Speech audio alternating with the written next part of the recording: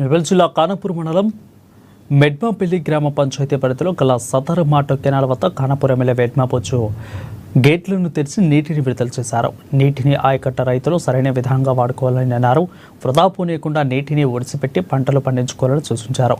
గతంలో ఎస్ఆర్ఎస్పీ ఎడమ కాలువ నుండి నీరు వచ్చేదని, ఇప్పుడు అలా కాకుండా సదర్ మ్యాటో బ్యారేజీ నుంచి రావడం హర్షణీయమని అన్నారు. సదర్ మ్యాటో లైనింగ్ పనులను త్వరలోనే ప్రారంభించామని అన్నారు.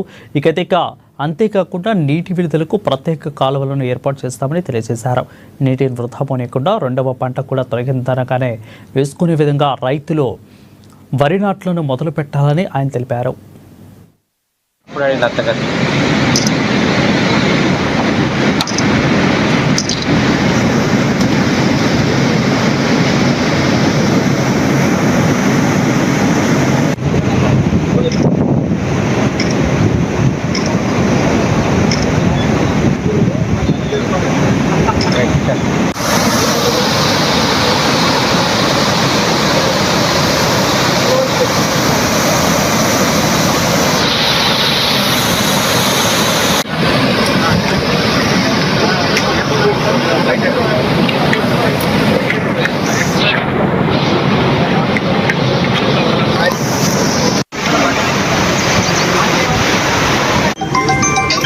ఈరోజు నేడంపల్లి సదర్మట్ నీటిని వదలడం జరిగింది.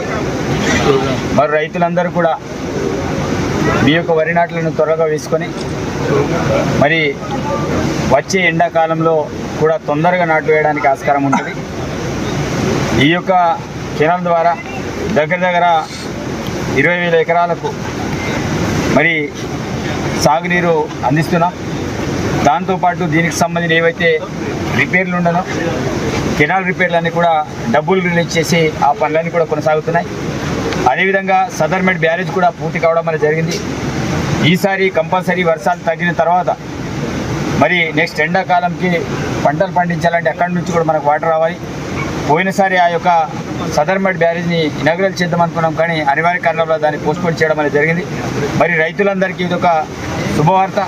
ఎందుకంటే ఇంతకుముందు ఎస్ఆర్ఎస్పీ నుంచి మనకి ఇక్కడ వరకు వాటర్ రావాల్సి ఉండే, కానీ ఇప్పుడు మనకు దగ్గరలో ఏదైతే సదర్ మెడ్ బ్యారేజ్ నిర్మాణం చేపట్టారో మరి పుష్కలంగా వాటర్ వస్తుంది, దాంట్లో ఎలాంటి సందేహం లేదు. దాంతోపాటు మనం అక్కడి నుంచి ఇక్కడ వరకు ఏదైతే కెనాల్ అని అనుకున్నామో మరి గోదావరిలోనే ఎక్కడైతే రైట్ సైడ్ వాటర్ వెళ్తుందో అక్కడక్కడ కూడా మొత్తం వాల్స్ కట్టాలని ఒక నిర్ణయానికి రావడం అనేది జరిగింది. కాబట్టి అట్లా వాల్స్ కట్టడం వల్ల మనం ఏదైతే అక్కడ నుంచి అటు వాటర్ కూడా డైరెక్ట్గా మేడంపల్లికి రావడం, మరి సాగునీరుకు ఎలాంటి దోక లేకుండా మరి పూర్తి స్థాయిలో పంటలు పండించడానికి ఆస్కారం ఉంటుంది. కాబట్టి రైతులందరినీ కూడా నేను విజ్ఞప్తి చేస్తున్నాను, ఈ యొక్క నీటి పొదుపు అనేది చాలా ముఖ్యం.